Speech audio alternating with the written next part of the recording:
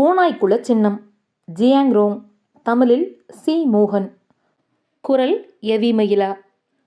அத்தியாயம் 4. இறுதியாக புத்தாண்டுக்கான உணவுப் பொருட்களை மக்கள் மனம் நிறையும் வகையில் அடைந்தனர். பனி ஏரியின் மீது கடுமையான குளிர்காற்று வீசியதில் மேற்தள பனி மிகவும் கடினமாக மாறியது. முதியவர் வேட்டைக்காரர்களிடம் வேகமாக நகரும்படி டெஞ்சர் நம்மை வலியுறுத்துகிறது என்று கூறினார். ஆக ஆண்கள் அவரவர் இடங்களுக்கு விரைந்தனர். வேட்டைக்களம் மறுபடியும் உணர்ச்சி கொந்தளிப்புக்கு உள்ளாகியது. பில்ஜி ஜென்சனை கூட்டிக் கொண்டு பனியில் சராசரி அளவுள்ள பள்ளத்தை நோக்கி சென்று அந்த இடத்தை அடைந்ததும் நின்றார்கள். பெரிய பள்ளங்களை தேடி போக வேண்டாம் என்றார் முதியவர். ஏன் என்றால் அதனுள் பொதுவாக 7-8 மான்கள் விழுந்து கிடக்கும். அவை ஒன்றின் மீது ஒன்று குவிந்து கிடப்பதால் அவற்றில் இருந்து கிளப்பும் சூட்டால் அவை உடனடியாக உறைந்து விடுவதில்லை.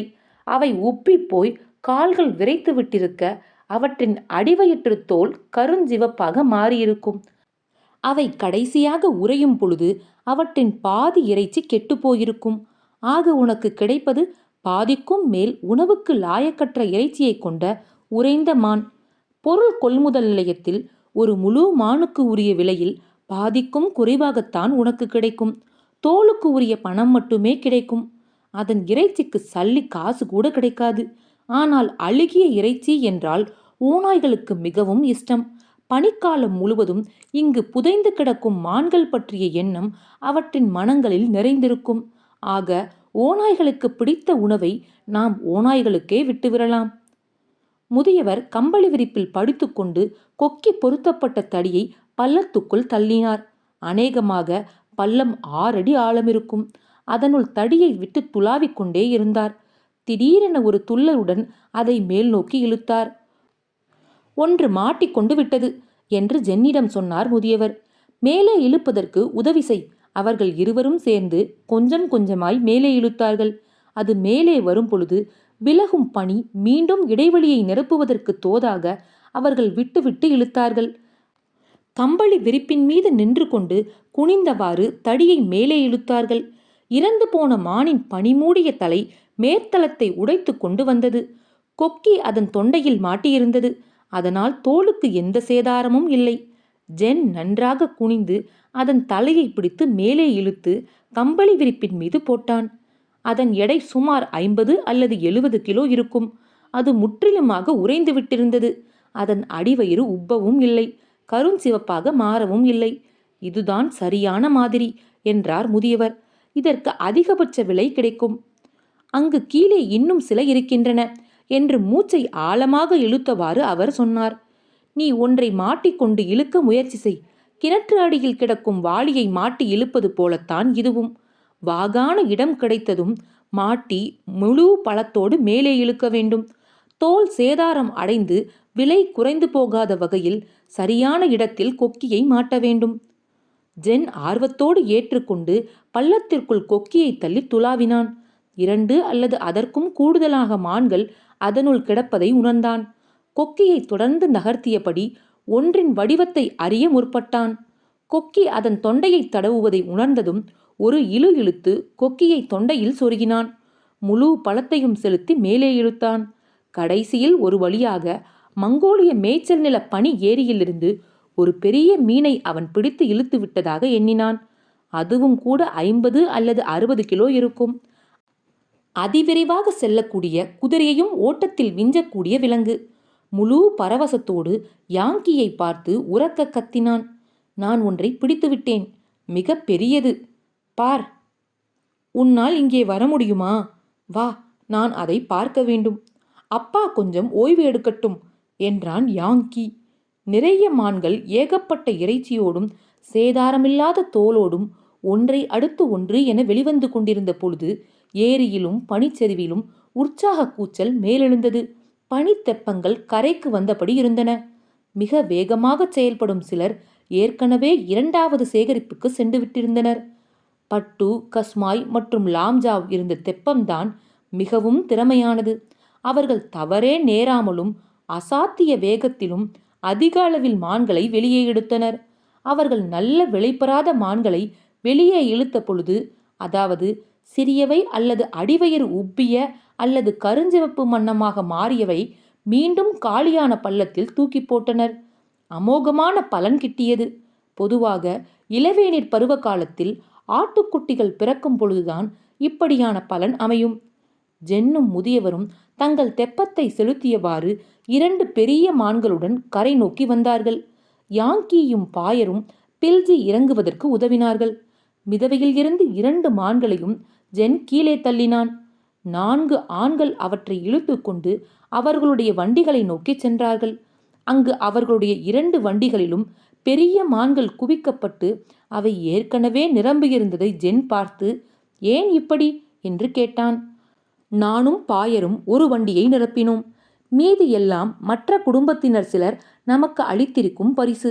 ஓலோன் புலோக்கின் வழக்கம் இது என்று அவர்கள் சொன்னார்கள் என்றான் யாங்கி. அவன் சிரித்தான். அப்பாவை சதா சுற்றி கொண்டு திரிந்தது நல்ல பலன் தந்திருக்கிறது. பில்ஜியும் சிரிப்பில் கலந்து கொண்டார். நீங்கள் மேய்ச்சல் நிலத்தின் குடிமகன்களும் கூட என்று கூறினார். அதனால் எங்கள் நடைமுறைகளை தெரிந்து கொண்டு அதற்கு ஏற்ப நடந்து கொள்ளுங்கள்.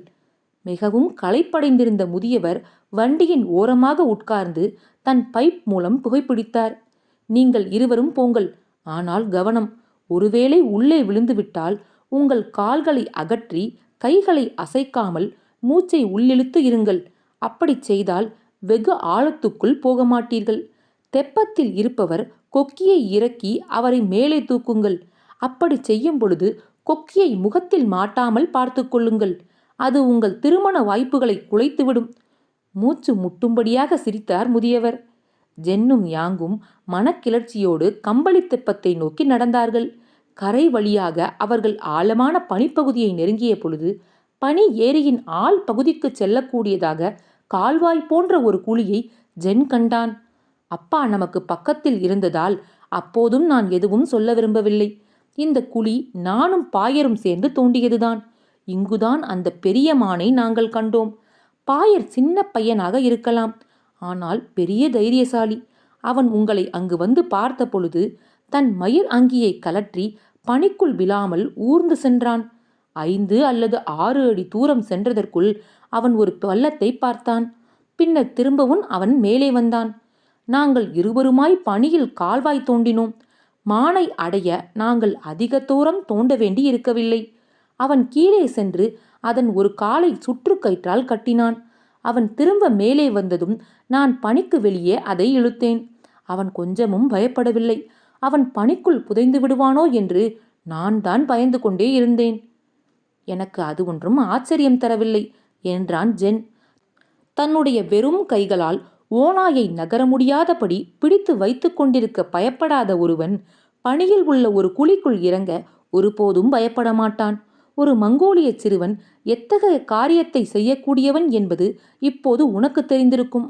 அவன் பெரியவன் ஆகும் பொழுது எப்படி இருப்பான் என்பதை கொஞ்சம் யோசித்துப்பார். பனிக்குள் போக வேண்டாம் என்று நான் அவனிடம் சொன்னபோது அவனுக்கு 7 வயது இருக்கும் பொழுது ஓநாயின் மறைவிடம் ஒன்றுக்குள் ஊர்ந்து சென்று அங்கிருந்து குட்டிகளை திருடிக் கொண்டு வந்தேன். இந்த பனிக்குகை எம்மாத்திரம் என்று கூறிவிட்டான்.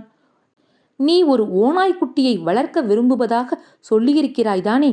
பாயரை கூட்டிக் கொண்டு போய் ஒன்றை எடுத்து வா என்றான் யாங்கி. எனக்கு அப்படியேதும் இல்லை. என்னால் செய்ய முடிந்ததெல்லாம் இந்த மங்கோலியர்களுக்கு பின் இருந்து அவர்களை வியந்து பாராட்டுவது மட்டும்தான். 2 மாணவர்களும் மங்கோலிய பனி தெப்பத்தை செலுத்திக் கொண்டிருந்த பொழுது யாங்கின் முகம் சந்தோஷத்தில் மலர்ந்திருந்தது. மேய்ச்சல் நிலத்தில் வேட்டையாடுவது என்பது எவ்வளவு மகத்தானது! என்னால் நம்பவே முடியவில்லை. ஆடுகளை மேய்ப்பது ரொம்பவும் சலிப்பூட்டுவது. ஓநாய்கள் உள்ளே வந்தவுடன் நம் வாழ்க்கை சுவாரஸ்யமாகவும் விறுவிறுப்பாகவும் மாறிவிட்டது. இது மிகவும் பரந்துபட்ட மக்கள் ஆங்காங்கே வசிக்கும் நெருக்கடியில்லாத பிராந்தியம் என்றான் ஜென். சமயங்களில் சில மைல் தூரங்களுக்கு இடையே ஒரு குடில் கூட இருப்பது இல்லை. ஓநாய்களும் வேட்டையும் இல்லாவிட்டால் இந்த வாழ்க்கை அர்த்தமற்றதாகிவிடும். இந்த மக்கள் ஆயிரக்கணக்கான ஆண்டுகளாக ஓநாய்களை போற்றி பாராட்டுகிறார்கள் என்பதாக நான் வாசித்த பொழுது வெகுவாக கிளர்ச்சியடைந்தேன். 2 பாதியாக அமைந்த கம்பளி தெப்பத்தினை மிக விரைவாக மாற்றி மாற்றி பனி ஏரியில் அவர்கள் சென்று கொண்டிருந்தார்கள். பின்னர் யாங்கும் ஒரு மானை மாட்டி மேலே இழுத்தான். மிகுந்த பரவசத்தில் திளைத்தான் யாங். உறைந்த மானை தன் கையால் பலமாக தட்டியபடி, மற்றவர்கள் இப்படி மான்களை மாட்டி அவற்றை மேலே இழுத்த பொழுது நான் கனவு காண்பதாக நினைத்தேன். அது கனவில்லை என்பொழுது இப்போது எனக்கு தெளிவாக தெரிகிறது. இது ஒரு அற்புதம். எல்லா நன்றிகளும் ஓநாய்களுக்கே. ஓநாய்கள் ஓநாய்கள் என்று வாழ்த்தினான். யாங் கொக்கித்தடியை ஜென்னுக்கு கைமாற்ற மறுத்தான். ஜென் அவர்களுடைய பாதுகாப்பு குறித்து மிகவும் கவனத்தோடு இருந்தான். எனினும் அவனோடு சச்சரவிடுவதற்கு பதிலாக மானை மேலே இழுப்பதற்கு துணையாக இருப்பதில் ஆறுதல் அடைந்தான். மொத்தமாக 3 மான்களை யாங் மாட்டி இழுத்திருந்தான். இந்த காரியத்தில் அவன் முழுவதுமாக தன் வசம் இழந்து ஆட்பட்டு விட்டிருந்தான். அவன் கரைக்கு திரும்ப விரும்பவில்லை. அவன் குறும் புன்னகையோடு, நான் இன்னும் கொஞ்சம் வெளியே எடுத்து எல்லாவற்றையும் மொத்தமாக கொண்டு போகலாம் என்று கூறினான். அப்படி செய்தால் நாம் திறமைசாலிகளாக கருதப்படுவோம். மறு யோசனை எதுவும் செய்யாமல் உறைந்த மான் உடல்களை இறுகிய பனியின் மீது போட்டான். கரையில் பில்ஜி பைப் நிறைய புகையலியை முடித்திருந்தார். அங்கு இருந்த மக்களிடம் ஒரு பரந்த இடத்தை சுத்தப்படுத்தும்படி கூறினார். அங்கு ஒவ்வொரு குடும்பத்தில் இருந்தும் வந்திருந்த பெண்கள் உடைந்த பலகைகள், மர அச்சுகள் மற்றும் நெருப்பு உண்டாக்குவதற்கான பொருட்களை குவித்திருந்தனர். பின்னர் அந்த இடத்தில் ஒரு பழைய கம்பளி துணி விரிக்கப்பட்டு அதன் மீது பாட்டிலில் அடைக்கப்பட்ட பாலிட்ட தேநீர் மற்றும் மது, சமையல் பாத்திரங்கள், உப்பு பேலை என ஆகியன நிரப்பப்பட்டன. சஞ்சாயும் மற்றும் ஒரு சிறுவனும் கால்கள் ஒடிந்த அரைக்குறை உயிரோடு இருந்த ஒரு ஜோடி மான்களை சமையலுக்காக வெட்டினார்கள். ஊரோன்புலாக் மக்கள் உயிரோடு வெட்டப்பட்ட விலங்குகளின் இறைச்சியையே சாப்பிடுவார்கள். வேட்டைக்காரர்களுக்கான மதிய சாப்பாடு தயாராக தொடங்கிவிட்டது. ஓநாய்கள் தின்றுவிட்டு விட்டு சென்றிருந்த மிச்சங்களை சாப்பிட்டு வயிறு நிறைந்திருந்த நாய்கள் தோல் உரிக்கப்பட்டு தீயில் வாட்டப்பட்டும் நீரில் கொதித்தும் கொண்டிருந்தவற்றை உற்று பார்த்து கொண்டிருந்தன. பெண்களும் குழந்தைகளும் பில்ஜியும் பெரிய துண்டங்களை உப்பு தடவி உலோக மற்றும் மர முள்கரண்டிகளில் சொருகி பெரு நெருப்பின் சுடர் மீது அவற்றை வைத்தனர். பின்னர் அவர்கள் இறைச்சியை உண்ணவும் தேநீர் அருந்தவும் அமர்ந்தனர். மது, இறைச்சி, தேநீர் இவற்றின் கலவையான வாசனை ஏரியை சுற்றிலும் பரவி வேட்டைக்காரர்களை உண்ணவும் ஓய்வெடுக்கவும் ஈர்த்தது. நண்பகலுக்குள் எல்லா தெப்பங்களும் 2 அல்லது 3 தடவை கரைக்கு வேட்டையாடிய விலங்குகளை கொண்டு வந்து சேர்த்தன. ஒவ்வொரு குடும்பத்தின் வண்டியும் 6 அல்லது 7 உறைந்த மான்களால் நிரப்பப்பட்டு இருந்தன. நன்றாக சாப்பிட்டு முடித்திருந்த பெண்களிடமும் குழந்தைகளிடமும் தெப்பங்களை ஆண்கள் ஒப்படைத்தனர். அவர்கள் அவற்றின் மீது ஏறி பனி ஏரிக்குள் மேலும் சில விலங்குகளை எடுத்து கொண்டு வருவதாக சென்றார்கள். உயிரோடு வெட்டப்பட்டு தீயில் வாட்டப்பட்ட மான் கறிதான் மங்கோலிய மேய்ச்சல் நிலத்தின் சுவையான உணவு. அதிலும் குறிப்பாக வேட்டைக்கு பின் அந்த இடத்திலேயே வாட்டப்பட்டு உண்ணப்படுவது இன்னும் பிரமாதம். புதிதாக வேட்டைக்காரர்களாக அங்கீகரிக்கப்பட்ட ஜென்சனும் யாங்கியும் விருந்தில் கலந்து கொள்ள அழைக்கப்பட்டனர். வேட்டை தந்த சிலிர்ப்போடு முழு அசதியும் சேர்ந்து ஜென்னுக்கு நல்ல பசி ஏற்பட்டிருந்தது. எந்த ஒரு மங்கோலிய மேய்ப்பனை விடவும் இந்த சம்பவத்தை அவன் வெகுவாக கொண்டாடினான். அது மனிதர்களுக்கான ஒரு திறந்தவெளி விருந்து. ஓநாய் கூட்டத்தின் திறந்தவெளி விருந்தை தொடர்ந்து வந்தது. ஒரு மங்கோலியனைப் போலவும் சுதந்திரமாகவும் ஆற்றலோடும் ஜென்னும் யாங்கும் தங்களை அத்தருணத்தில் உணர்ந்தார்கள். மிகுந்த ஆர்வத்தோடும் உணர்ச்சி பெருக்கோடும் குடித்து கொண்டும் சாப்பிட்டு கொண்டும் பாடிக்கொண்டும் இருந்த சக வேட்டைக்காரர்களிடம் இருந்து பிளாஸ்குகளை உத்வேகத்தோடு பிடுங்கி வாய் நிறைய மதுவை நிரப்பி விளங்கினார்கள். பலமாக சிரித்தபடியே, பில்ஜி, இன்னும் 1 வருடம் கழித்து உங்கள் பெற்றோர்களை பார்க்க பீஜிங் போவதற்கு பயமாக இருக்கிறது. ஏனென்றால் அதற்குள் உங்களை மங்கோலிய காட்டுவாசிகளாக நான் மாற்றிவிட்டிருப்பேன் போல் தெரிகிறது என்றார் பில்ஜி. ஜென்சன் தன் கையில் இருந்து பிளாஸ்கை தலைக்கு மேலாக தூக்கி பிடித்தபடி அடித்தொண்டையில் இருந்து அப்பா என்று 3 முறை கத்தி பெருமதிப்பிற்கு உரிய பழங்குடி தலைவருக்கு என நலம் கூறினான். அவனுடைய பிளாஸ்கில் இருந்து முதியவர் 3 முறை மதுவை குடித்து மினிக்கூ முனிக்கூ முனிக்ஷாய் கூ, என் குழந்தையே, என் குழந்தையே, என் அருமை குழந்தையே என தன் உணர்ச்சியை வெளிப்படுத்தினார். பட்டு தலை சுற்றுகிற அளவுக்கு குடித்துவிட்டு ஜென்னின் பின்னால் ஒரு தட்டு தட்டினான். நீ பாதி மங்கோலியன்தான். நீ எப்ப என் மங்கோலிய பெண்ணை கல்யாணம் செய்கிறாயோ, எப்ப நீ ஒரு மங்கோலிய குழந்தைக்கு அப்பாவாகிறாயோ, அப்பதான் நீ ஒரு உண்மையான மங்கோலியன். நீ ரொம்ப நோஞ்சானாக இருக்கிறாய். சரியில்லை, இது பத்தாது. மங்கோலிய பெண்கள் போர்வைக்கு அடியில் உன்னை ரொம்ப வேலை வாங்குவார்கள். ஓநாயை விட மோசமாக. ஆமாம், ஓநாய்கள். மங்கோலிய ஆண்கள் நாங்கள் எல்லோருமே அவர்களை பார்த்து ஆட்டை போல பயந்து சாகிறோம். இரவில் ஆண்கள் ஆடுகள், பெண்கள் ஓநாய்கள், அதிலும் குறிப்பாக கஸ்மாய் என்று ஒத்து ஊதினான் சஞ்சாய். வேட்டைக்காரர்கள் எல்லோருமே சத்தமாக சிரித்தார்கள். லாம்ஜாவ் யாங்கை ஒரு கையால் சுழற்றி பனி ஓட்டத்தில் எரியும் அளவுக்கு மிகுந்த உத்வேகத்துடன் காணப்பட்டான். நீ எப்ப நீ எனக்கு எப்படி செய்ய முடியுதோ அன்றைக்குத்தான் நீ மங்கோலியன். யாங் லாம்ஜாவை பற்றி இழுத்து தரையில் வீழ்த்த முயற்சித்தான். ஆனால் லாம்ஜாவ் 3 முறை யாங்கை சுழற்றி எறிந்து தலைக்குப்புற விழச் செய்தான். லாம்ஜாவ் சிரித்தான். நீங்கள் ஹான் சீனரான நீங்கள் புல் தின்பவர்கள், ஆடுகளைப் போல. நாங்கள் மங்கோலியர்கள், இறைச்சி உண்பவர்கள், ஓநாய்களைப் போல.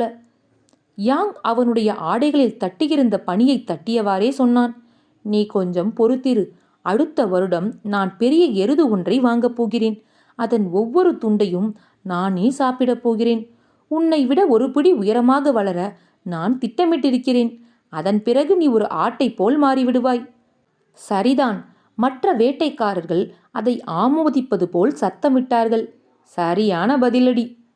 மேய்ச்சல் நில மங்கோலியர்கள் இறைச்சி சாப்பிடுவதில் கொண்டிருக்கும் திறனை காட்டிலும் கொடுப்பதில் அதிக திறன் கொண்டவர்கள் என்பதாகவே அறியப்பட்டு இருக்கிறார்கள்.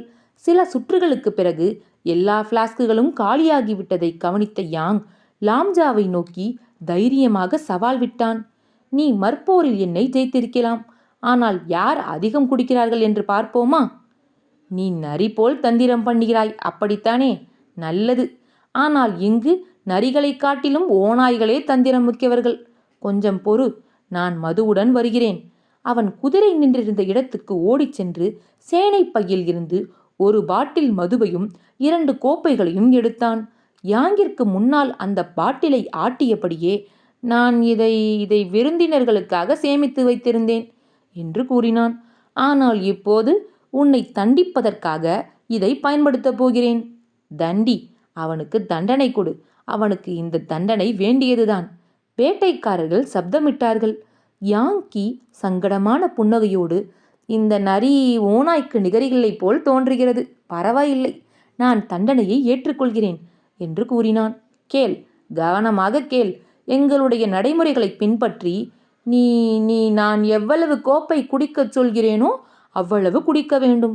ஒரு முறை நானே தவறாக சொல்லிவிட்டதால் ஹான் மற்றும் மங்கோலிய மரபுகளை அறிந்த ஒரு பத்திரிகையாளன் என்னை விட அதிகமாக குடித்துவிட்டான். இம்முறை உன்னை தோற்கடிக்காமல் விடமாட்டேன்.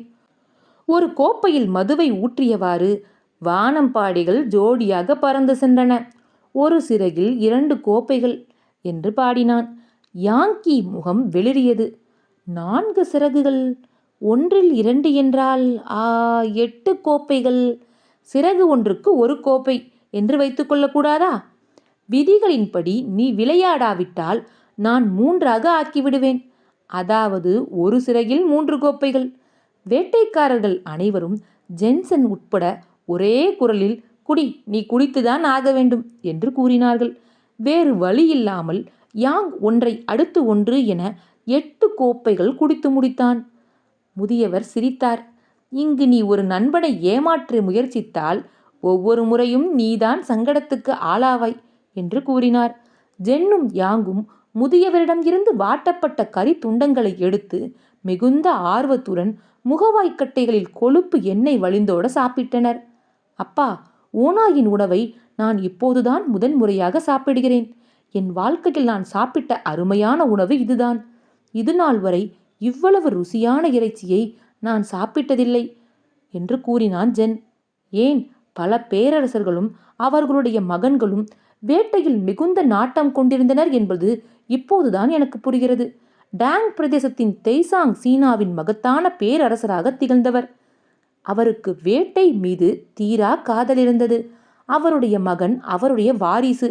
தன்னுடைய துருக்கிய பாதுகாவலர்களோடு மேய்ச்சல் நிலத்துக்கு குதிரைகளில் வருவதையும் வேட்டையாடுவதையும் வழக்கமாக கொண்டிருந்தான். அவன் அரண்மனை முற்றத்தில் மேய்ச்சல் நில பாணியில் கூடாரம் ஒன்றையும் அமைத்திருந்தான். அங்கு அவன் உங்களைப் போலவே ஆட்டை வெட்டி தன்னுடைய கத்தியாலேயே அதை துண்டங்களாக்கி சாப்பிடுவான்.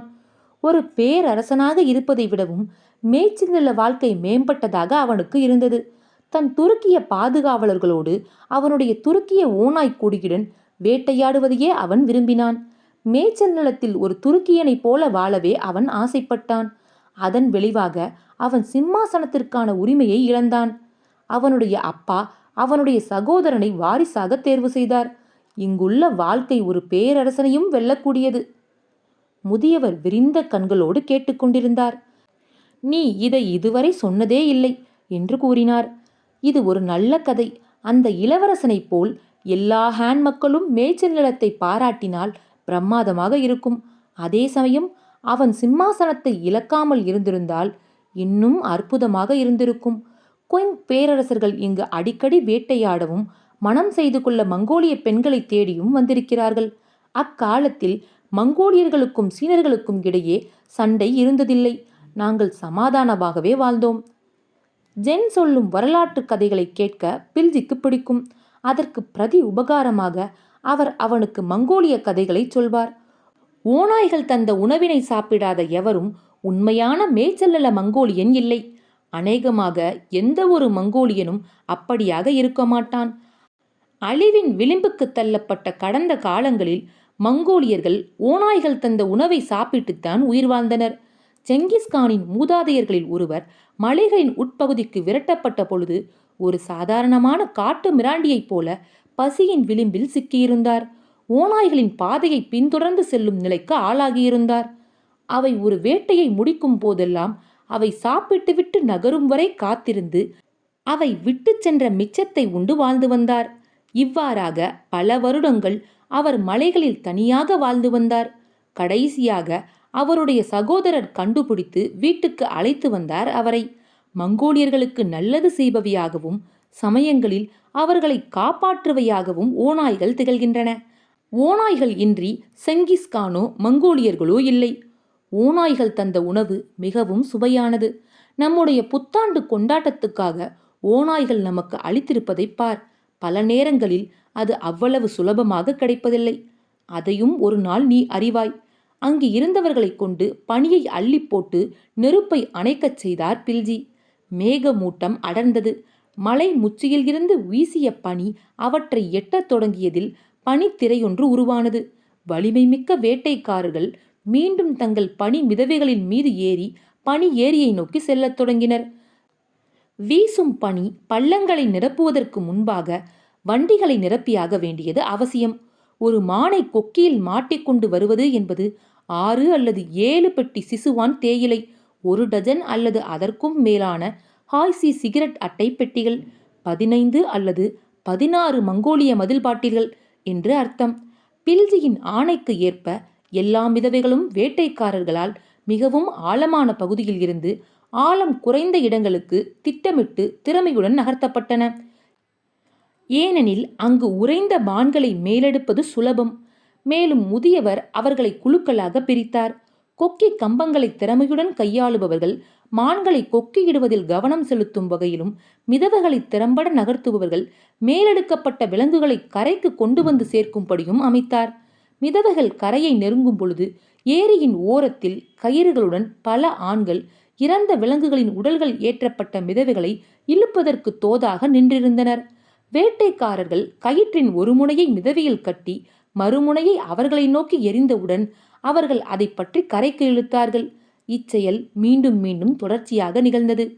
பனி ஏரியில் இருந்த எல்லா மனித நிழல்களும் மலையின் நிழல்களால் விழுங்கப்பட்டு விட்டிருந்த சமயத்தில் பார வண்டிகளில் உடல்கள் உயரமாக குவிக்கப்பட்டிருந்தன. ஆனால் சில ஆண்கள் விளக்கு வெளிச்சத்தில் மேலும் சில உடல்களை வேட்டையாட விரும்பினர். ஏரிக்கரையில் அவற்றை குவித்து ஆயுதம் தாங்கிய சில பாதுகாவலர்களையும் இருக்கச் செய்து மறுநாள் காலையில் வந்து அவற்றை எடுத்து கொள்ளலாம் என அவர்கள் நினைத்தார்கள். பில்ஜி அவர்களை தடுத்து விட்டார். டெஞ்சர் ஒரு நல்ல நாளை நமக்கு தந்திருக்கிறது. டெஞ்சர் நியாயமானது. நம்முடைய ஆடுகளையும் குதிரைகளையும் ஓநாய்கள் தின்றிருப்பதால் அந்த இழப்புக்கு இவை ஈடாகும். இப்போது டெஞ்சர் காற்றை வீசத் தொடங்கிவிட்டது. இதன் மூலம் மீதியை ஓநாய்களுக்கு விட்டுவிட்டு கிளம்பும்படி சொல்கிறது. டெஞ்சருக்கு அடிபணிய மறுப்பவர்கள் உங்களில் யார்? இந்த பனிப்பொழிவில் இங்கு தங்கியிருக்க உங்களில் யாருக்கு விருப்பம்? ஒருவேளை இன்று இரவு பனிப்புயலோடு ஓநாய்கள் வெளியில் வந்தால் இங்கிருக்கப் போகும் உங்களில் யார் மிஞ்சியிருக்கப் போகிறீர்கள்? அவருடைய அபிப்பிராயங்களை அமைதி எதிர்கொண்டது. எல்லோரையும் கிளம்பும்படி உத்தரவிட்டார். களைப்பு அடைந்திருந்தாலும் சந்தோஷமாயிருந்த மக்கள் கனமானதும் அதிகப்படியாக பாரம் ஏற்றப்பட்டதுமான வண்டிகளை குன்றுகளிலும் மேடுகளிலும் அவை செல்லும் பொழுது அவற்றை தள்ளி வண்டியோட்டுபவர்களுக்கு உதவினர். இவ்வாறாக அவர்கள் தங்கள் முகாமை நோக்கி சென்றனர். ஜென்சன் அவனுடைய உடல் குளிர்ந்து வியர்ப்பதை உணர்ந்தான். அவன் உடல் நடுங்குவதை அவனால் நிறுத்த முடியவில்லை. எங்கும் ஏரியாகட்டும், அதற்கு வெளியிலாகட்டும், மேடுகளிலாகட்டும், பனிப்பாதைகளிலாகட்டும் மனிதர்கள் தங்கள் முத்திரைகளை விட்டுவிட்டு சென்றனர். நெருப்பின் சாம்பல், சிகரெட்டு துண்டுகள், மது புட்டிகள், இவற்றோடு முகாம் வரையிலான டயர் சக்கரங்களின் தடங்கள் என அவை இருந்தன. ஜென் குதிரையை விரைவாக செலுத்தி பில்ஜியை வந்தடைந்தான். அப்பா, இம்முறை ஓநாய்கள் தோற்றுவிட்டன. அவை பழிவாங்குமா? அவை நெடிய நினைவுகள் கொண்டவை என்று நீங்கள் எப்போதும் சொல்வீர்கள். அவை தங்களுடைய உணவுகளையும் சண்டைகளையும் நினைவில் கொண்டிருப்பது போல தங்கள் பகைவர்களையும் நினைவில் கொண்டிருக்குமா?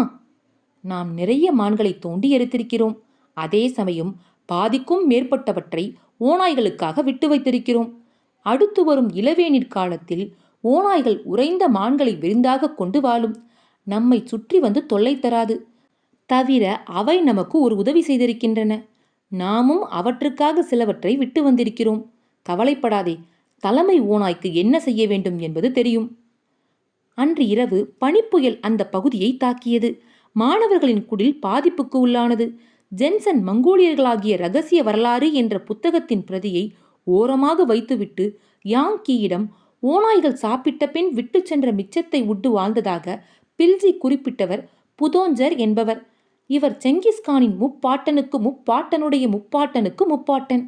செங்கிஸ்கானுடைய குடும்பம் போர்ஜியின் பழங்குடியின் ஒரு பகுதியாகும். அதனுடைய வரலாற்று ரீதியான நிறுவனர்தான் புதோஞ்சர். அவரை தொடர்ந்த தலைமுறையினர் வரலாற்று சிறப்புமிக்க மாற்றங்களுக்கு சாட்சிகளாக இருந்தனர். அதனுடைய அர்த்தம் என்னவென்றால், அங்கு ஒருவேளை ஓநாய்கள் இல்லாது இருந்தால் அங்கு செங்கிஸ்கான் இருந்திருக்க மாட்டார்.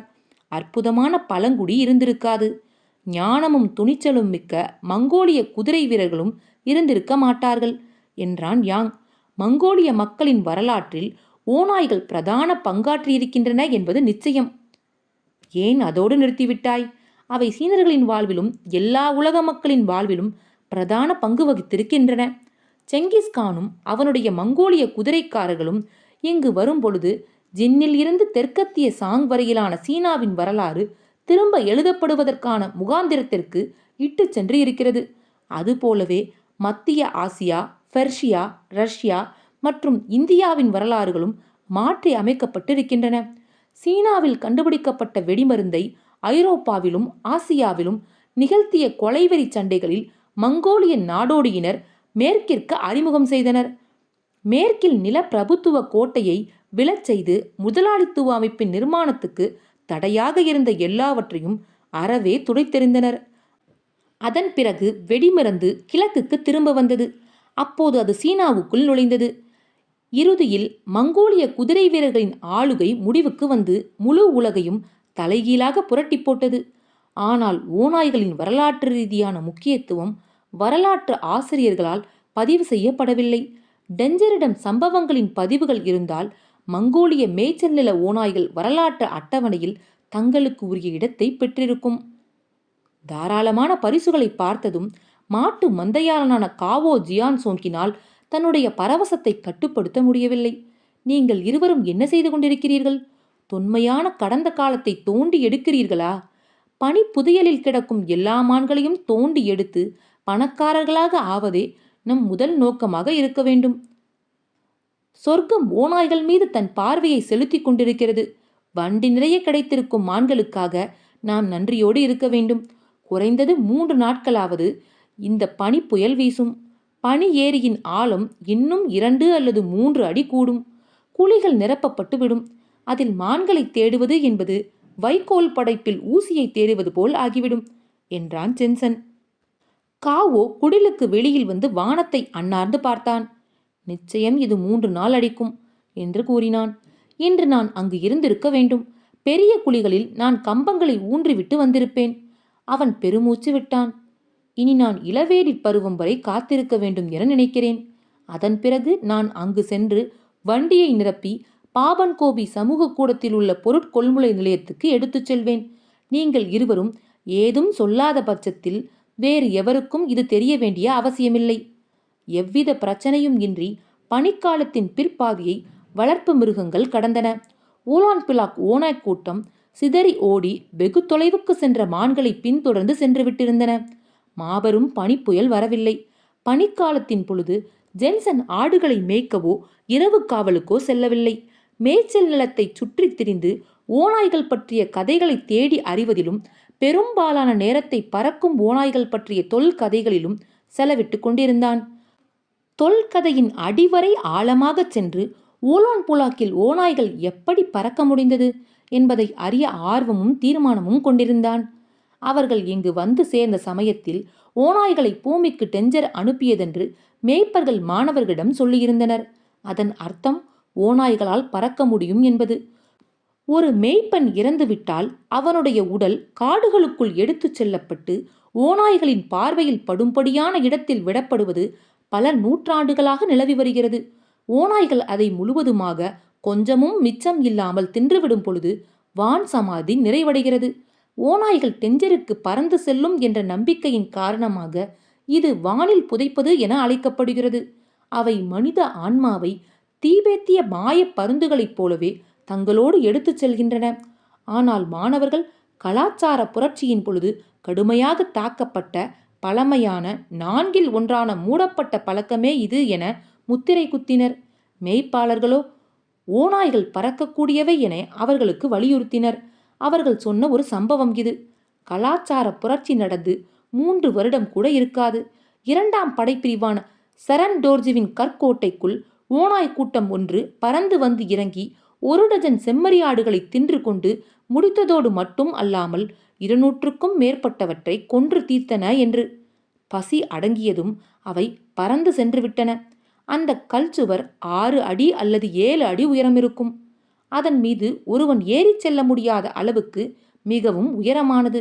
ஓநாய்களால் பறக்க முடியாவிட்டால் ஓநாய்கள் அதனுள் எப்படி நுழைந்திருக்கும்? இயக்குனர் உல்ஜி எல்லா தலைவர்களையும் காவல்துறை தலைவர் ஹார்பர் உட்பட அழைத்து கொண்டு சென்று அதை பார்வையிட்டார்.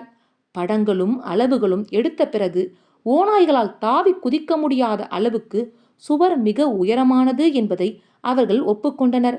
மேலும் அவை உள்ளே நுழைவதற்கான உடைப்புகளோ ஓட்டைகளோ அதில் இல்லை என்பதையும் அவர்கள் குறித்தனர். பல நாள் விசாரணைகளுக்கு பின்னும் ஓநாய்கள் எப்படி உள்ளே நுழைந்து வெளியேறின என்பதற்கு அவர்களால் விளக்கம் ஏதும் அளிக்க முடியவில்லை. ஆனால் மேய்ப்பர்கள் அறிந்திருந்தார்கள். ஜென்னின் மனதில் இக்கதை வெகு நாட்களாக குடிகொண்டிருந்தது. இப்போது ஓநாய்கள் மீதான ஈர்ப்பு அவனுள் வளர்ந்து கொண்டிருந்ததில் அது மீண்டும் மேலெழுந்தது. ஆக அவன் தன் கண்களால் நேரில் அச்சுவரை பார்ப்பதற்காக குதிரையில் பயணப்பட்டான். அதை மிக கவனமாக பரிசோதித்த பிறகு அவனாலும் எந்த ஒரு விளக்கத்தையும் அடைய முடியவில்லை. எனவே அவன் அக்காலத்தவரான ஜெரோன்டோர்ஜினை பார்த்து பேசுவதற்காக சென்றான். என்னுடைய எந்த முட்டாள் பிள்ளைகள் டெஞ்சரை புண்படுத்தினார்களோ தெரியவில்லை. என்னுடைய குடும்பம் இன்றளவும் சபிக்கப்பட்டிருக்கிறது என்றார் அந்த முதியவர். பள்ளி படிப்பு முடித்திருந்த முதியவரின் மகன் மேய்ச்சலுக்கான புல்வெளி குறித்த முட்டாள்தனமான விதிமுறைகளையே இந்த பிரச்சனைகளுக்கு குற்றம் சொல்ல வேண்டும். ஓலான்புலாக்கில் அதற்கு முன்னர் இத்தகைய கற்சுவர்கள் கிடையாது.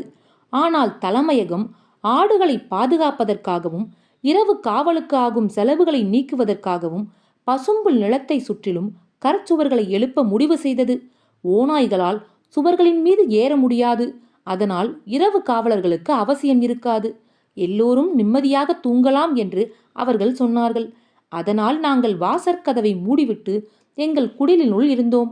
அந்த இரவில் நாய்கள் குரைக்கும் சத்தத்தை நான் கேட்டேன். ஓநாய்கள் கூட்டம் அருகில் இருப்பதாகவும் ஏதோ நடக்கப் போகிறது என்றும் எனக்கு தோன்றியது. ஆனால் தலைமையகம் கண்காணித்து கொண்டிருக்க வேண்டிய அவசியம் ஏதும் இல்லை என்று சொல்லியிருந்ததால் நாங்கள் வெளியில் கூட சென்று பார்க்கவில்லை. துரதிர்ஷ்டவசமாக நாங்கள் காலையில் வாசற்கதவை திறந்த பொழுது ஆடுகள் செத்து கிடப்பதையும் செத்து கொண்டிருப்பதையும் பார்த்து உறைந்து போய்விட்டோம்.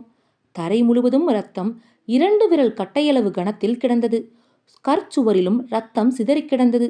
இறந்து கிடந்த விலங்குகளின் கழுத்துக்களில் 4 கோரை பற்களின் தடங்கள் வெளித்தெரிந்தன.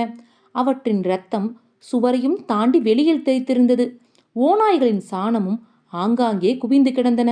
அதன் பிறகு தலைமையகம் விதிகளை மாற்றி அதன் ஒரு பக்கத்தில் வசித்தவர்களை கொண்டு இரவு காவலை மேற்கொள்ளவும் அதற்கான பணிப்புள்ளிகளை அவர்களுக்கு அளிக்கவும் முன்வந்தது. சமீப வருடங்களில் மேலும் மேலும் கல்லான மதிர்ச்சுவர்கள் பசும்புல் நிலத்தில் எழுப்பப்பட்டதாலும் மீண்டும் இரவு காவலர்கள் அமர்த்தப்பட்டதாலும் ஓநாய்கள் பறந்து உள்ளே புகுந்து ஆடுகளை தின்ற கதைகள் அதன் பிறகு இல்லாமல் போயின. ஜென்சனுக்கு அது போதுமானதாக இல்லை என்பதால் அவன் சுற்றி அலைந்து மற்ற மேய்ப்பர்களிடம் கேட்டான். அனைவருமே, ஆண்களும் பெண்களும் இளம் வயதினரும் முதியவர்களும், ஓநாய்கள் பறக்கக்கூடியவை என்று அவரிடம் சொன்னார்கள். அவர்கள் மேலும் ஒரு ஓநாய் இறந்துவிட்டால் அதனுடைய ஆன்மா டெஞ்சருக்கு பறந்து செல்வதாக சொன்னார்கள். முடிவாக காவல்துறை தலைமை அதிகாரி ஹார்பர் விசாரணை குழுவால் விடுவிக்கப்பட்டு அவருடைய பொறுப்பை மீண்டும் ஏற்க திருப்பி அனுப்பி வைக்கப்பட்டார். அவரை சந்தித்து ஓநாய்கள் எப்படி பறந்து உள்ளே நுழைந்து வெளியேறின என்பது பற்றி கேட்டு அறிவதற்காக ஜென் பீஜிங் சிகரெட் பெட்டி ஒன்றை எடுத்துக்கொண்டு அவரை பார்க்க சென்றான். இன்னர் மங்கோலியன் போலீஸ் அகாதமியில் பட்டப்படித்து முடித்தவரான தலைமை அதிகாரி ஹார்பர் சீன மொழியில் சரளமாக பேசக்கூடியவர். அவர் சொன்னார், இந்த வழக்கு முடிந்துவிட்டது. துரதிருஷ்டவசமாக அறிவியல் ரீதமான விளக்கம் மேய்ச்சல் நிலத்தில் செல்லுபடியாகவில்லை. பெரும்பாலான மேய்ப்பர்கள் அதை நம்பவில்லை. படித்த மற்றும் அனுபவம் வாய்ந்த ஒரு சில வேட்டைக்காரர்கள் மட்டுமே விசாரணையின் முடிவுகளை ஏற்றுக்கொண்டார்கள். மற்ற அனைவருமே ஓநாய்களால் பறக்க முடியும் என உறுதியாக நம்பினார்கள். உள்ளூர் மக்களின் நம்பிக்கைகளையும் நடைமுறைகளையும் நாம் மதிக்கும் பட்சத்தில் ஓநாய்கள் பறந்து வந்ததாகவே கருத வேண்டும். அவர் சிரித்தார். அதிலும் ஓரளவு உண்மை இருக்கிறது. ஏனென்றால் ஓநாய்கள் கணிசமான தூரம் காற்றில் நீந்தக்கூடியவை. அன்று மேய்ப்பர்கள் மிகுந்த பதற்றத்தோடு இருந்தனர். ஒரு பேரழிவை அனுப்பி வைக்கும் அளவுக்கு டெஞ்சர் கோபத்தோடு இருப்பதாக அவர்கள் நம்பினர் என்று அவர் தொடர்ந்து பேசினார். மலையில் மந்தைகளை அப்படியே விட்டுவிட்டு என்ன நடந்திருக்கிறது என்பதை அறிய அவர்கள் விரைந்து வந்தனர். பெண்களும் முதியவர்களும் டெஞ்சரை நோக்கி மண்டியிட்டனர். குழந்தைகள் மிகவும் பயந்து போயிருந்தனர். பெரியவர்கள் அவர்களை அடித்த போது கூட அவர்கள் அளவில்லை. இந்த கிளர்ச்சியின் எதிர் விளைவாக உற்பத்தி பாதிக்கக்கூடும் என கவலைப்பட்ட இயக்குனர் உல்ஜி 2 நாளில் வழக்கை முடிக்கும்படி கேட்டுக்கொண்டார். நான் அந்த இடத்தில் பாதுகாப்பு பணியில் பணியாளர்களை ஒருங்கிணைந்து ஈடுபடும்படி செய்தேன். ஆனால் அதற்கு முன்னதாகவே அந்த இடம் அலங்கோலமாகிவிட்டது. மனிதர்களும் ஆடுகளும் அந்த இடத்தை மிதித்து துவம்சம் செய்ததில் மதிலுக்கு வெளியிலான தரையில் தடயங்கள் எல்லாம் அழிந்துவிட்டன. பெரிதுபடித்து காட்டும் கண்ணாடி மூலம் நான் கல் சுவரின் ஒவ்வொரு அங்குலத்தையும் பரிசோதித்தேன். கடைசியில் சுவரின் வடகிழக்கு மூலையின் வெளியே 2 மங்கலான ரத்தம் தோய்ந்த 2 ஓநாய் பாதங்களின் தடங்களை பார்த்தேன். வழக்கை அது தீர்த்து வைத்தது. ஓநாய்கள் எப்படி உள்ளே நுழைந்தன என்பதை உங்களால் யூகிக்க முடிகிறதா? ஜென் தலையசைத்தான். எனக்கு உறுதியாக தெரிந்துவிட்டது என்றார் தலைமை அதிகாரி ஹார்பர். ஒரு பெரிய ஓநாய் தன் முன்னங்கால் பாதங்களை உயர்த்தி சுவற்றின் மீது வைத்தும் பின்னங்கால்களை தரையில் ஊன்றியும் நின்று கொள்கிறது. அதன் மூலம் அது தன் உடலை மீதி பலகையாக மாற்றிக்கொள்கிறது.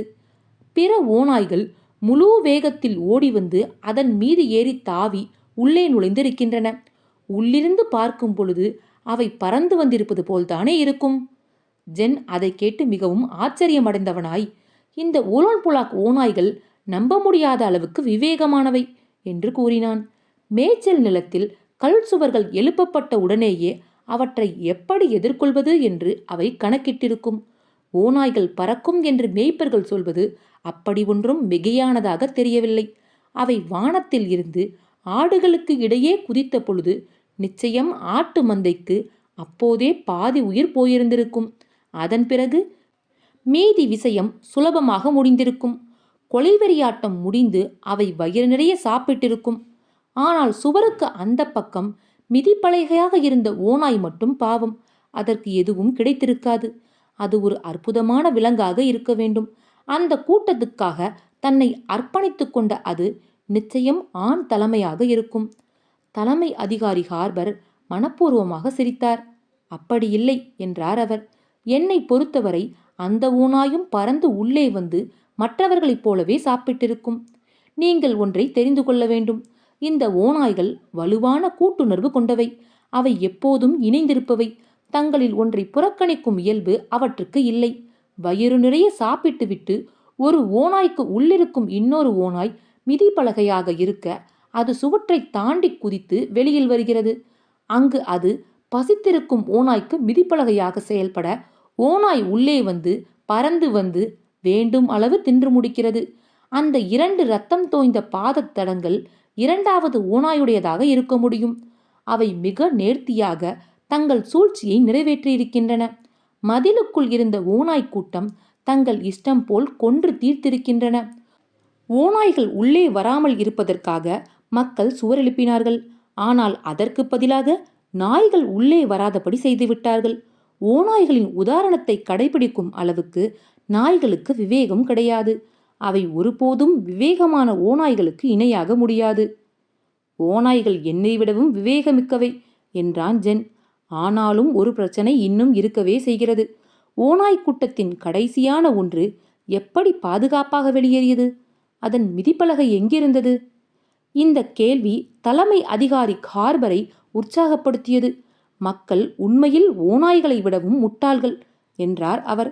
எல்லோருக்குமே அது ஒரு புதிராகத்தான் இருந்தது. அதாவது இயக்குனர் உல்ஜி மதிலுக்குள் நுழைந்து இரத்தம் தோய்ந்த இடங்களின் ஊடாக சென்று பார்க்கும் வரை வடகிழக்கு சுவரோரத்தில் 6 அல்லது 7 இறந்த உடல்களை அவர் கண்டுபிடித்தார். கடைசியாக வெளியேறிய ஓநாய் அவற்றுக்குள் மிகுந்த வேகமும் விவேகமும் வலுவும் கொண்டதாக அவற்றின் தலைமைகளில் ஒன்றாகவும் இருக்க வேண்டும். இறந்த ஆடுகளின் உடல்களை குவித்து அவற்றை மிதிப்பலகையாக பயன்படுத்தி அது பறந்து வெளியேறியிருக்கிறது. ஒரு ஓநாயால் தனியாக அந்த உடல்களை கொண்டு வந்து குவித்திருக்க முடியாது என்றும் பல ஓநாய்கள் சேர்ந்து அந்த வேலையை செய்திருக்க வேண்டும் என்றும் சிலர் கருதினார்கள். ஒரு வழியாக எல்லாம் முடிந்தது. இயக்குனர் உல்ஜி சம்பவ இடத்துக்கு குழு தலைவர்களை வரச் செய்து ஓநாய்கள் எப்படி உள்ளே நுழைந்து வெளியேறின என்பதை விளக்கினார். அது ஒருவித நிம்மதியை தந்தது. செரண்டோர்ஜி தண்டிக்கப்படவில்லை. ஆனாலும் இயக்குனர் உல்ஜி ஓநாய்களை குறைத்து மதிப்பிட்டதாகவும் அவற்றை மிகவும் சாதாரணமாக நினைத்து விட்டதாகவும் தன் தவறை ஒப்புக்கொண்டார். ஜென்சனுக்கு மயிர் சிலிர்த்தது. தலைமை அதிகாரியின் முடிவினை அவன் ஏற்றுக்கொண்ட போதும் அன்றில் இருந்து அவனுடைய கனவுகளில் பறக்கும் ஓநாய்களின் அற்புத படிமங்கள் அடிக்கடி வரத் தொடங்கின. பனி வியர்வையில் முழுவதுமாக நனைந்து அவன் அடிக்கடி விழித்தான்.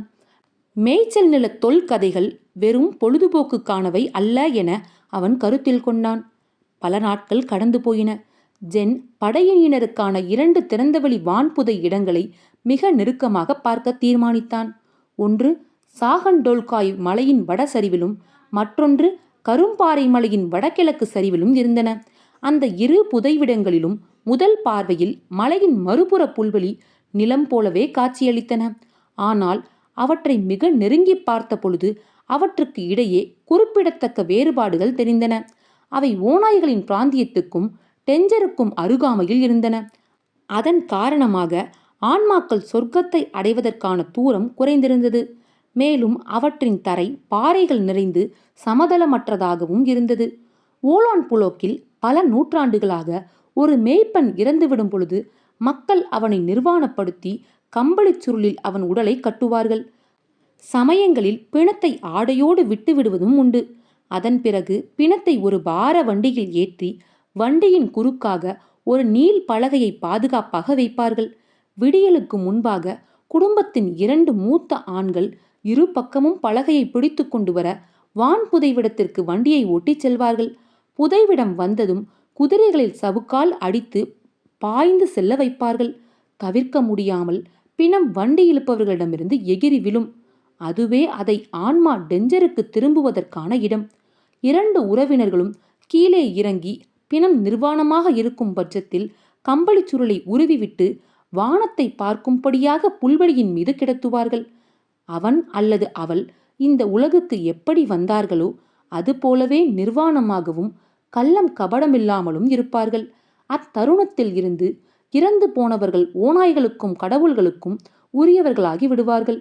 இறந்து போனவரின் ஆன்மா டெஞ்சருக்கு சென்று சேர்வது என்பது அவர் அந்த வாழ்ந்த வாழ்க்கையில் புரிந்த நற்செயல்களை பொறுத்தே அமையும். பொதுவாக 3 நாட்களில் அது தெரிந்துவிடும். அதற்கு உள்ளாக பிணத்தின் எலும்புகளைத் தவிர மற்றவை இல்லாது இருக்கும் பட்சத்தில் இறந்து போனவரின் ஆன்மா டெஞ்சரை அடைந்துவிட்டிருக்கும். ஆனால் இறந்து போனவரின் உடல் இன்னமும் கிட்டத்தட்ட அப்படியே கிடக்கும் பட்சத்தில் அவரின் குடும்பம் பெரும் அச்சத்திற்கு ஆளாகிவிடும். ஆனால் எந்த ஒருவரின் ஆன்மாவும் டெஞ்சரை சென்று அடையவில்லை என ஜென் ஒருபோதும் கேள்விப்பட்டதில்லை. திபேத்தியர்களின் வான் புதைவு பற்றி அவன் முன்னமே அறிந்திருக்கிறான்.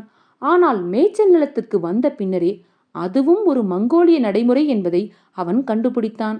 அங்கு ஓநாய்களுக்கு பதிலாக பருந்துகள் புதைக்கும் பணியை மேற்கொள்கின்றன. ஓலான் புலாக்கைச் சேர்ந்த எல்லா மேய்ப்பர்களுமே வான் புதைப்பு மூலம் ஒரு நாள் ஓநாய்களின் வயிற்றுக்குள் தங்களை முடித்துக் கொள்வதால் 1000 ஆண்டுகளாக அவர்கள் மரணம் பற்றிய கருத்தில் நிம்மதியாக இருக்கிறார்கள். ஜென்னுடைய பய உணர்வையும் மீறி அவனுடைய ஆர்வம் மேலெழுந்தது. உற்பத்திக்கான பொருட்களை விநியோகிக்கும் பார வண்டிகளின் உரிமையாளரிடமிருந்து புதைவிடங்கள் பற்றி சரியாக அறிந்து கொண்டு அவன் இரகசியமாக இருமுறை புதைத்தல் எப்படி நடைபெறுகிறது என்பதை கவனிப்பதற்காக அங்கு சென்றான். துரதிர்ஷ்டவசமாக இருமுறையுமே சம்பவ இடங்களில் பனி மூடியிருந்தது. அதனால் அவன் பார்க்க நினைத்ததை பார்க்க முடியாமல் போய்விட்டது. ஆனால் அதன் பிறகு ஒரு நாள் இளவேநீர் பருவத்திற்கு பனிக்காலம் வழிவிடவிருந்த சமயத்தில் குதிரைகளின் தடங்களும் வண்டி சக்கரங்களின் தடங்களும் பனியில் பதிந்து அவை ஒரு புதைவிடத்தை நோக்கி செல்வதை கண்டான். அவன் அத்தடங்களை பின்தொடர்ந்து சென்று சேர்ந்த இடத்தில் ஒரு முதியவரின் பிணத்தை கண்டான். அவ்வுடல் அந்த இடத்தில் கொஞ்ச நேரத்துக்கு முன்னரே விடப்பட்டிருக்க வேண்டும். அமைதியோடும் மாசற்றும் அவர் காணப்பட்டார். மல்லாந்து படுத்திருந்த உடல் மீது பனித்துகள்கள் படிந்திருந்தன. அதன் ஊடாக அவருடைய மிருதுவான முகம் பக்தி பரவசத்தோடு காணப்பட்டது.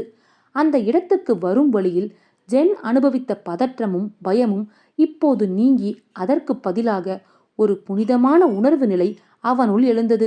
சாவை எதிர்கொண்டவரைப் போல் அல்லாமல் டெஞ்சரில் ஒரு விருந்தில் கலந்து கொள்பவரைப் போல அவர் காணப்பட்டார். 2வது ஞானஸ்தானம், மறுபிறவி. அத்தருணத்தில் ஜென்னும் ஒரு பயபக்தியை பகிர்ந்து கொண்டான். மேய்ச்சல் நில மங்கோலிய மக்களின் ஓநாய்க்குல சின்னம் இந்த பயபக்தியோடு கூடியது. வாழ்வின் கடைசியில் உடலானது ஒப்பலைகள் அற்று தியாக உணர்வோடு முன்வைக்கப்படுகிறது. தூய்மையான பூரணமான சுதந்திரத்தோடு அளிக்கப்படுகிறது. டெஞ்சரிடமும் ஓநாய்களிடமும் அவற்றால் அவர்களிடம் ஒப்படைக்கப்பட்ட ஆன்மாவிடமும் மங்கோலியர்கள் கொண்டிருந்த பயபக்தியை அவனால் இப்போது புரிந்து கொள்ள முடிந்தது. அந்த புனிதமான இடத்தில் சும்மா திரிந்து கொண்டிருக்க மனம் இன்றியும் இறந்து போனவரின் ஆன்மா கலக்கமடைந்து விடுமோ என்ற பயத்திலும் மேய்ச்சல் நில மக்களின் புனித நம்பிக்கைகளை அவமதித்துவிடக்கூடாது என்ற எண்ணத்திலும் அவன் அந்த முதியவரின் உடலுக்கு தலை வணங்கி மரியாதை செய்துவிட்டு தன் குதிரையின் மீது ஏறி அந்த புதைவிடத்தை விட்டு அகன்றான். 3 நாட்களுக்கு பிறகு இறந்து போனவரின் குடும்பம் கவலைப்படும்படியாக எதுவும் நடக்கவில்லை என்பதை அறிந்து ஜென்சன் மிகவும் ஆசுவாசமடைந்தான். அந்த குடும்பத்தினர் அவர்களுடைய வழக்கப்படி புதைவிடத்தை சென்று பார்த்த பொழுது ஒரு வெளியாளியின் தடங்களை பார்த்திருப்பார்கள். ஆனால் எவரும் ஜென்சனின் குற்றச்சாட்டுகளோடு வரவில்லை. அவனுடைய ஆர்வமும் ஈடுபாடுகளும் அவர்களுடைய குல சின்னங்களோடு புனித நம்பிக்கைகளோடும் மோதத் தொடங்கியிருப்பதை ஜென்சன் உணர்ந்தான்.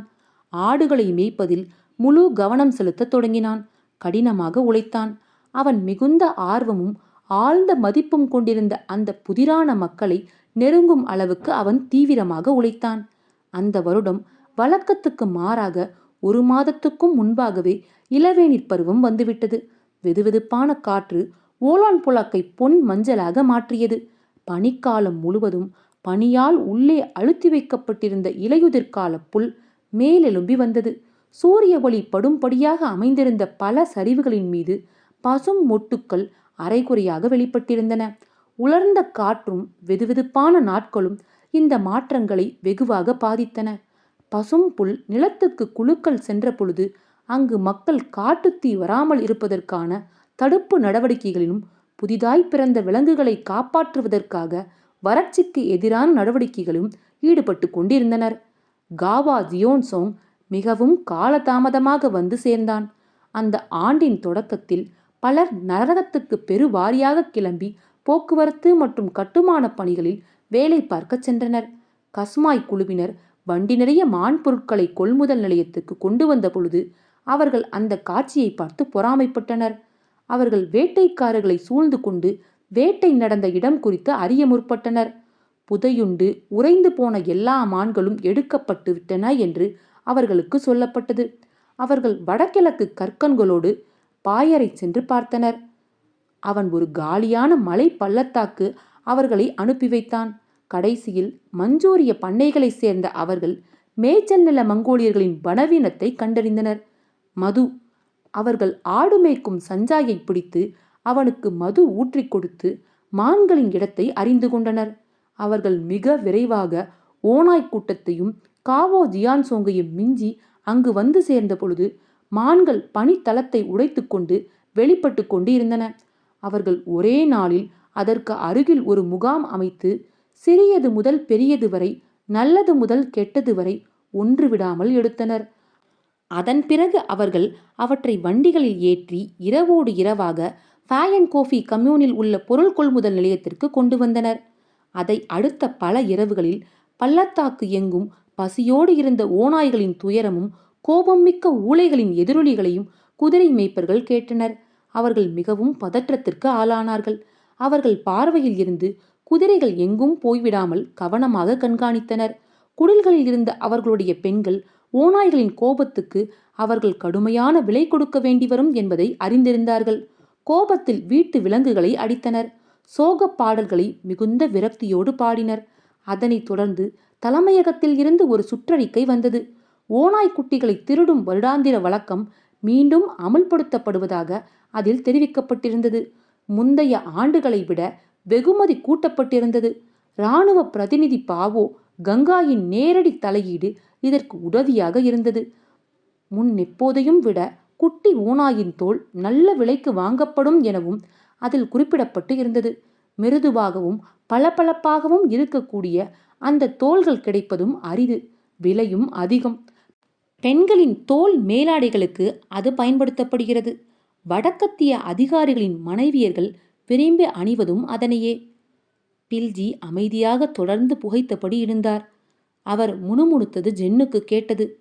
ஓநாய்கள் விரைவில் உங்களை பழிவாங்கும். ஓநாய் குலச்சின்னம். ஜியாங்ரோங். தமிழில் சி. மோகன். நான் எவி மயிலா. அத்தியாயம் 4 நிறைவுற்றது.